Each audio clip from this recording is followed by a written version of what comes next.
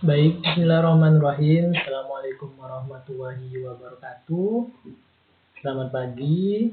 Semoga kita semua yang menyaksikan video ini masih diberikan kesehatan, kelancaran dalam setiap usaha kita, dan kesehatan meskipun di tengah pandemi COVID-19 ini kita masih diberikan kesempatan untuk bisa bertatap muka meskipun via daring ya, via online, via media YouTube ini. Namun tanpa mengurangi rasa haus kita akan ilmu pengetahuan. Nah, jika kemarin kita sudah membahas sedikit beberapa tentang asam, basa, dan garam, contoh asam, basa, dan garam, kemudian bagaimana cara mengetahui kandungan ini mengandung asam atau mengandung basa atau mengandung garam. Nah, kita kemarin sudah tuntas mengenai itu semua. Kemudian kita belajar juga indikatornya. Apa sih indikatornya? Ada indikator alami dan indikator buatan. Nah, sekarang kita akan memasuki bab baru, ya. Seperti biasa, sebelum kita memulai pembelajaran kita pada pagi hari ini, marilah kita sejenak berdoa bersama-sama agar ilmu yang kita dapatkan barokah manfaat. Nah, berdoa mulai.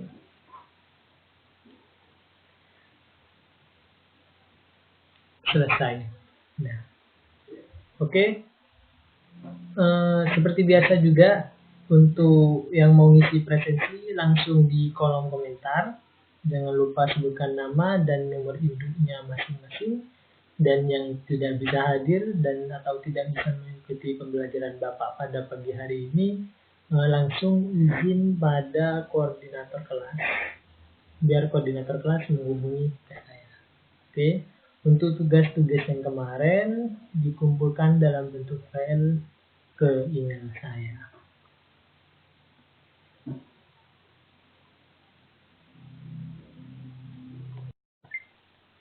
Baik, kita sekarang memasuki bab baru, yakni tentang materi kita pada pagi hari ini ialah tentang wujud zat. Apa sih yang akan kita pelajari pada pagi hari ini? Sebelumnya, Bapak bertanya dulu, apakah di rumah kalian punya kulkas? Atau kalian pernah melihat es batu? Pernah melihat ibu kalian sedang memasak air? Atau pernah melihat embun di pagi hari? Nah, kita sedikit akan bercerita tentang itu nanti. Nah, apakah sih keterkaitan yang saya ucapkan tadi dalam kehidupan sehari-hari kita dengan pembelajaran kita pada pagi hari ini? Oke, next kita lanjut pada tujuan pembelajaran kita. Yang pertama, menjelaskan zat dan perubahannya. Nah, nanti kita akan bahas tentang itu. Kemudian yang kedua, menjelaskan bahwa partikel dapat bergerak. Nah, mungkin kita semua tidak tahu bahwasanya partikel zat, padat, dan cair itu dapat bergerak. Nah, kita akan kupas tuntas pada pertemuan kita pada pagi hari ini. Adapun yang ketiga ialah menjelaskan konsep kohesi dan adesi. Nah, kohesi itu apa? Adesi itu apa? Terus menjelaskan konsep tegangan permukaan. Tegangan permukaan, kemudian menjelaskan peristiwa kapilaritas. Nah, kemudian yang selanjutnya menyebutkan contoh peristiwa kapilaritas dalam kehidupan sehari-hari kita. Dalam kehidupan sehari-hari itu contoh kapilaritas itu apa? Nanti kita akan bahas juga. Dan yang terakhir ialah menjelaskan konsep massa jenis serta penggunaannya. Tentu. Terus kita masuk pada slide yang ketiga ya. Slide yang ketiga. Nah, apakah kalian tahu ini apa? Nah, ini merupakan gambar es batu yang sedang membeku. Nah, namun sebelum itu saya sedikit bercerita ya. Di sekitar kita terdapat banyak benda-benda yang dapat kita ketahui dalam 3 jenis wujud zat, seperti besi, kayu. Nah, itu kan termasuk zat padat. Kemudian air, minyak, dan lain-lain yang bersifat cair, itu termasuk zat cair. Nah, sedangkan gas, ada LPG, udara, termasuk zat gas ya. Ini merupakan prinsip terdapat 3 jenis wujud zat. Yang pertama ialah zat padat, cair, dan gas. Nah, oleh karena itu langsung kita fokus pada slide. Ya. Ini ada es batu. Ya, es batu. Es batu membeku. Jadi cair menjadi padat. Itu artinya membeku. Nah, membeku merupakan peristiwa perubahan wujud dari zat cair menjadi padat. Nah, itu disebut membeku. Dalam peristiwa ini zat melepaskan energi panas.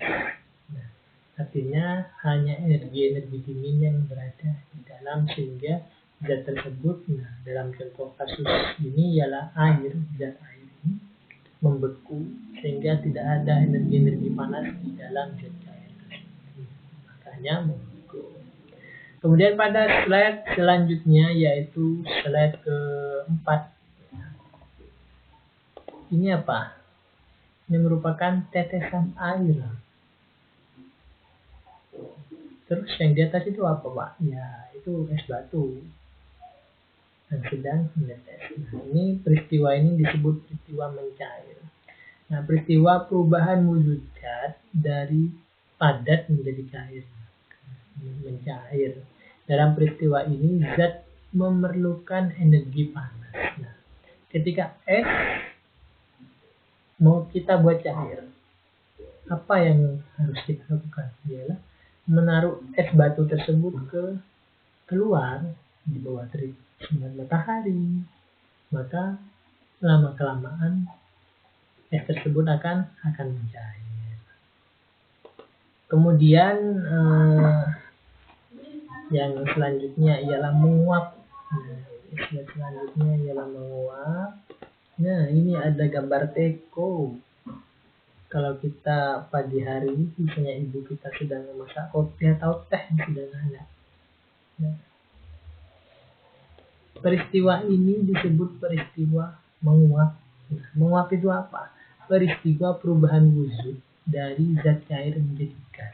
Dalam peristiwa ini zat memerlukan energi panas. Nah, kalau kita lihat teko, di bawahnya teko ini pasti kompor. Uapnya yang mana, Pak, ketika menjadi gas? Nah,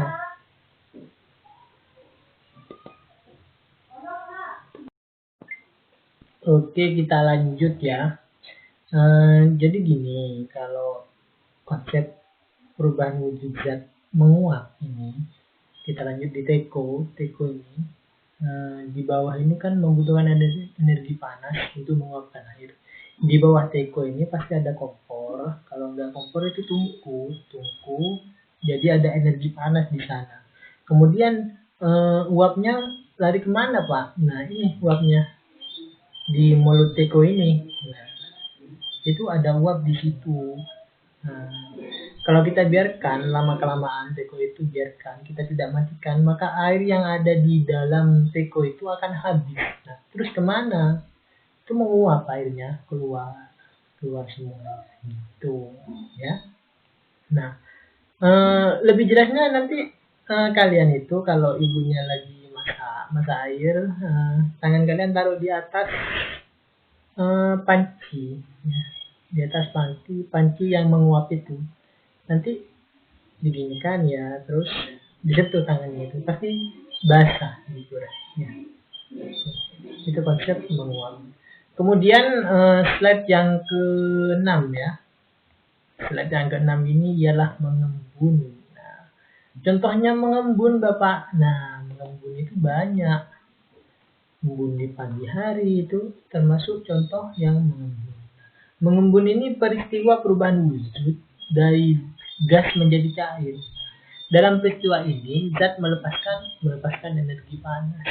Nah, gitu. Ini contoh yang paling konkret dalam kehidupan sehari-hari kita yang sering kita temui. Ini ada gambar es batu di sana. Nah, di dalam itu es batu, di luar itu pasti ada bintik-bintik air. Nah, itulah mengembun. Selain contoh yang di pagi hari. Kemudian lanjut pada slide yang nomor 7. Perubahan wujud zat menyublim. Menyublim itu ialah peristiwa perubahan wujud dari padat menjadi gas. Dalam peristiwa ini zat memerlukan energi panas. Nah, contohnya ini ya. Nah, ini padat menjadi gas. Ini apa ya kalau bahasa ini kapur barus kira. Biasanya ini ditaruh di lemari. Ini lama-kelamaan kapur barus yang ukurannya segini lama-lama hilang.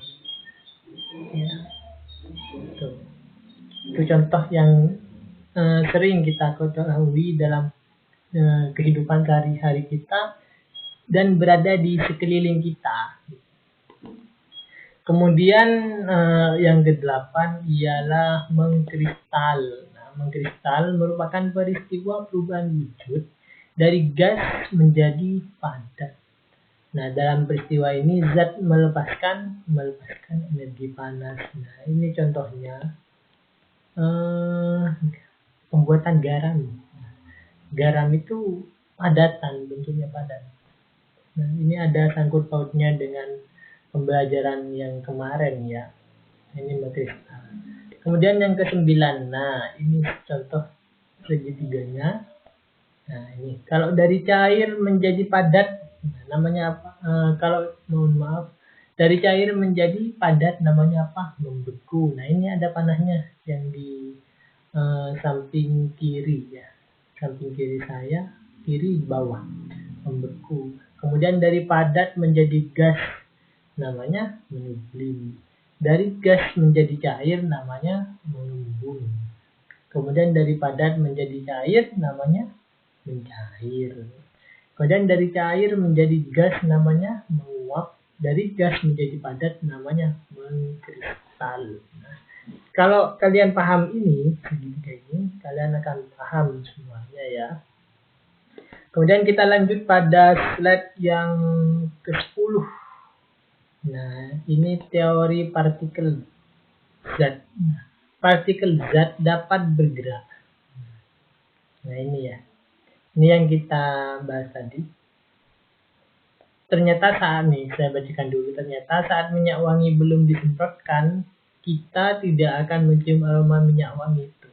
Tetapi setelah disemprotkan, dapat mencium aroma minyak wangi itu. Hal ini membuktikan sekaligus menunjukkan bahwa zat gas memiliki jarak antar partikel jauh dan bergerak bebas.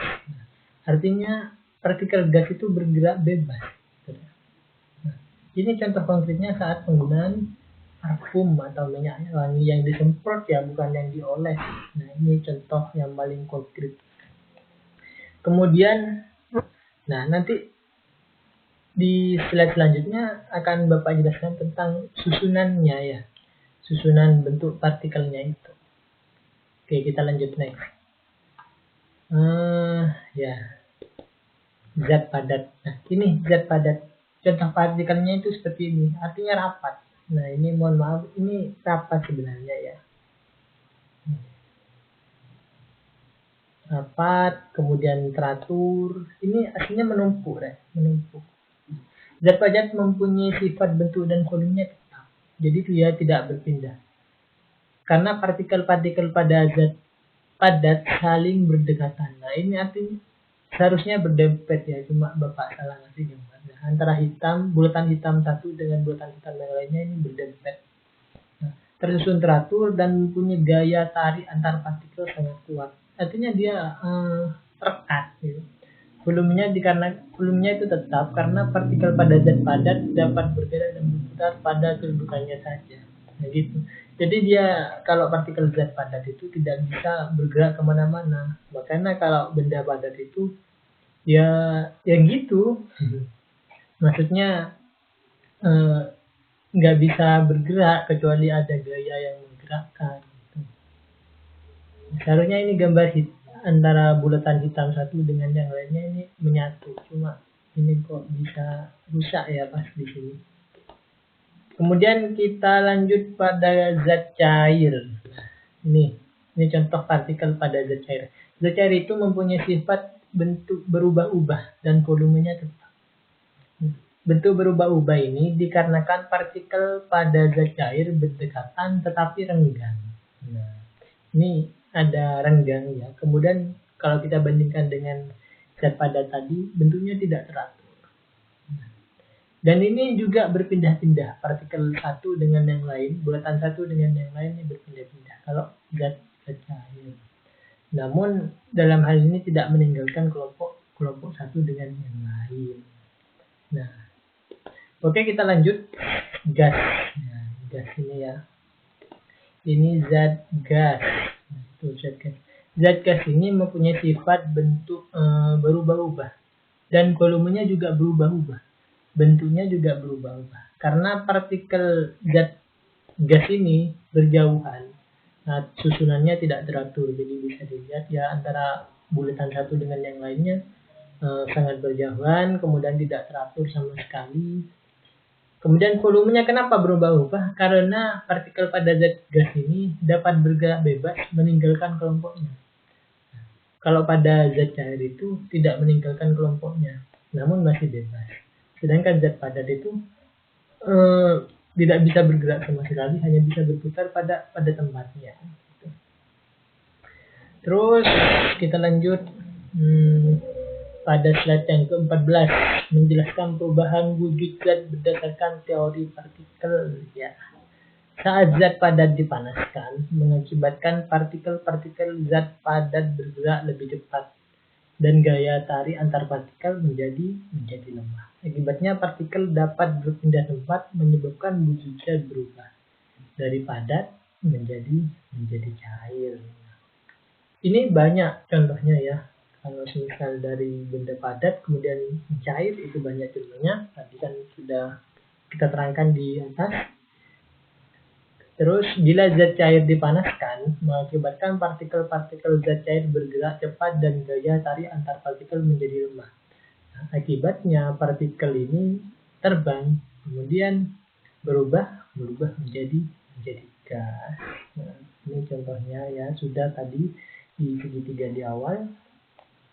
Kalau cair menjadi padat itu apa? Kemudian kalau cair menjadi gas itu apa? Kan sudah.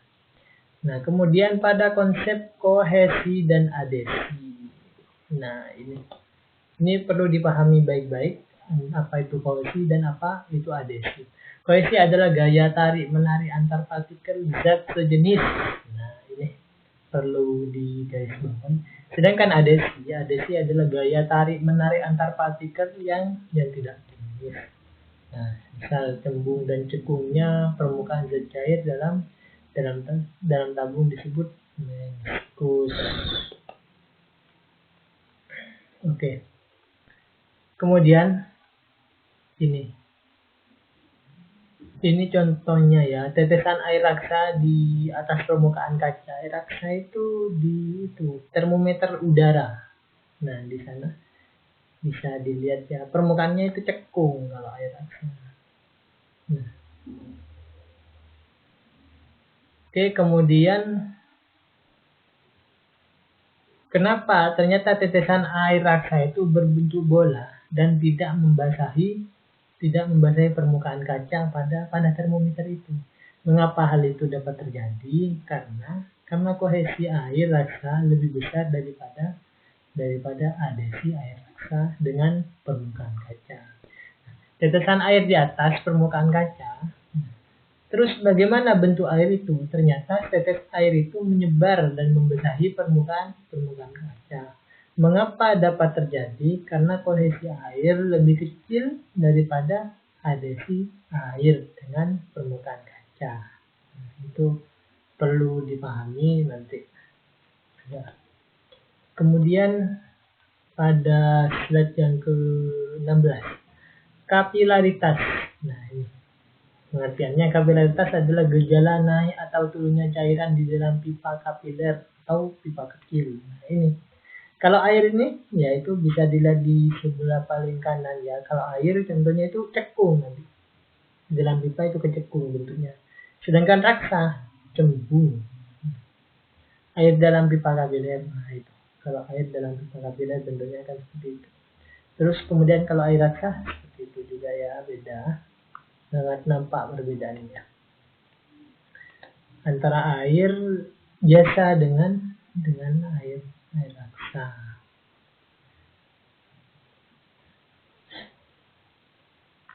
Beberapa contoh gejala kapilaritas yang berkaitan dengan peristiwa alam banyak ya. Contoh yang pertama itu peristiwa naiknya air dari ujung akar ke daun pada tumbuhan. Nah, dengan bantuan silen dan floem. Nah, kemudian yang kedua, naiknya minyak tanah pada sumbu kompor. Nah, itu juga contoh kapilaritas. Kemudian ada lagi, basahnya tembok rumah bagian dalam ketika hujan. Sedangkan hujannya di luar, kenapa temboknya di dalam yang basah? Nah, itu contoh kapilaritas. Terus kita lanjut pada slide yang ke-18. Nah, ini rumus massa jenis. Nah, ini rho ya. Kayak P ini rho. Rho sama dengan M per V. Rho itu massa jenis zat. Kemudian M itu massanya zat, kemudian V volume.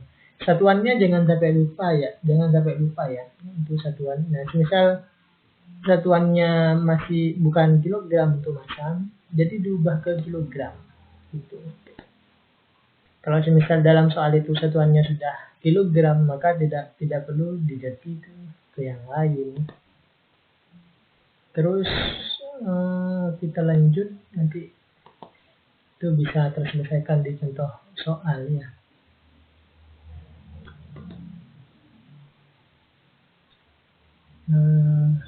Satuan massa. Nah, pertama, satuan massa dalam skala internasional itu kilogram. Makanya dalam ini ya, kalau semisal satuannya masih miligram atau lain-lain ya, itu dirubah ke kilogram terlebih dahulu. Terus nih kan ada M, satuan kilogram, kemudian V satuannya meter kubik ya. Kalau pangkatnya 3 kubik, kalau pangkatnya 2 persegi. Terus bentuknya tidak teratur. Sudah. Nah, ini untuk menentukan massa jenis ya. Nanti kan tadi di row kan tidak lengkap untuk slide PPT ini. Untuk menentukan massa jenis zat cair. Nah, massa jenis zat cair dapat diukur langsung dengan menggunakan hidrometer. Hidrometer memiliki skala massa jenis dan pemberat yang dapat mengakibatkan posisi hidrometer vertikal. Cara mengetahuinya, massa jenis zat cair adalah dengan memasukkan hidrometer ke dalam zat cair tersebut. Nah, hasil pengukurannya dapat diperoleh dengan acuan semakin dalam hidrometer tercelup menyatakan massa jenis zat cair yang diukur semakin kecil. Itu jadi semakin dalam semakin kecil. Kemudian untuk mengetahui ini ya, massa jenis itu berguna untuk menentukan jenis zat. Nah, ya. Terus ini ya contohnya, kita dapat menentukan jenis suatu zat dengan cara mengukur massa zat dan volumenya. Nah, selanjutnya mencari massa jenis zat tersebut dengan cara membagi massa zat dengan volume zat. Nah, hasil yang diperoleh dikonfirmasikan dalam tabel massa jenis berbagai zat itu, nanti dikumpulkan dalam tabel itu. Terus manfaatnya menggunakan manfaatnya mengetahui massa jenis. Nah, Ini contohnya yang paling yang paling konkret. Kenapa sampan yang kalau kita ke laut, sampan itu bisa terapung. Sedangkan kerikil yang kecil itu bisa tenggelam. Ini karena ada perbedaan massa jenis di sana. Terus kita lanjut ke slide selanjutnya. Ini penggunaan konsep massa jenis dalam kehidupan sehari-hari. Nah, ini contoh gambar yang pertama itu kapal selam. Nah, tahukah kita mengapa es dapat terapung di air, sedangkan batu tenggelam dalam air? Karena es memiliki massa jenis lebih kecil dari air, sehingga es dapat terapung dalam air. Kemudian batu tenggelam dalam air karena memiliki massa jenis lebih besar daripada air. Kemudian kenapa kapal selam dapat terapung dan tenggelam di air? Ketika terapung, massa jenis total kapal selam lebih kecil dari air laut. Sewaktu tenggelam, massa jenis total kapal selam lebih besar dari air laut. Kapal selam memiliki tangki pemberat. Nah, dalam kapal selam itu memiliki tangki pemberat yang berisi air dan udara. Tangki tersebut terletak di antara lambung kapal yang ada di dalam. Sebelah dalam juga di luar ada misalnya. Tangki dapat berfungsi membesar atau memperkecil massa jenis total kapal selam. Ketika air laut dipompa masuk ke dalam tangki pemberat, maka jenis kapal dalam kapal selam itu lebih besar dan sebaliknya massa jenis total kapal menjadi kecil. Nah, makanya bisa menyelam kapal selam itu. Kemudian gambar yang kedua ialah balon gas. Nah, kita pas ulang tahun biasanya kelihatan balon gas. Nah, tahukah kita apa yang ada di dalamnya? Balon gas itu berisi gas helium. Gas helium memiliki massa jenis yang lebih kecil dari udara, sehingga balon gas kalau kita letakkan di udara luar, di udara bebas, maka akan terbang. Terus yang ketiga ialah ini botol ya, air dingin di dalam lemari es. Nah, ketika kita melihat seperti itu, air ini ya berasal dari lemari es ini kan, endapan kapur. Kenapa hal itu terjadi? Air yang jernih dapat juga mengandung kapur. Namun apabila dilihat langsung dengan mata tidak kelihatan. Ketika air dingin massa jenis air lebih kecil dan terpisah dari kapur, sehingga kapur yang memiliki massa jenis lebih besar akan turun ke bawah dan mengendap. Kalau bisa airnya dingin, kalau airnya stabil itu enggak. Nah, mungkin ini ya sedikit penjelasan dari Bapak. Nanti bisa baca lebih lengkapnya juga bisa baca-baca di buku pegangan, kemudian bisa buka di link-link YouTube yang lain. Jadi bebas untuk media pembelajaran kita. Kemudian nanti jika ada pertanyaan langsung di kolom komentar, dan jangan lupa presensinya ya di kolom komentar. Untuk koordinator kelas jangan lupa mencatat siapa yang nggak masuk pada pagi hari ini. Mungkin pembelajaran kita pada pagi hari ini dicukupkan. Untuk tugas kalian di rumah, mencatat, merangkum apa yang sudah dipelajari pada pagi hari ini.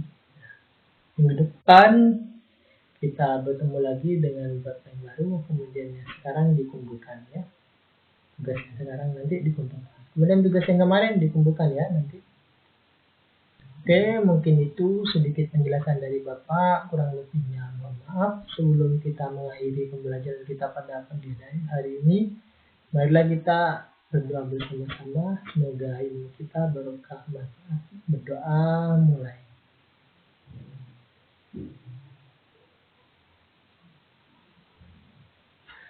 Selesai, kurang lebihnya mohon maaf. Allahumma fiqh ila kulli thoriq. Assalamualaikum warahmatullahi wabarakatuh.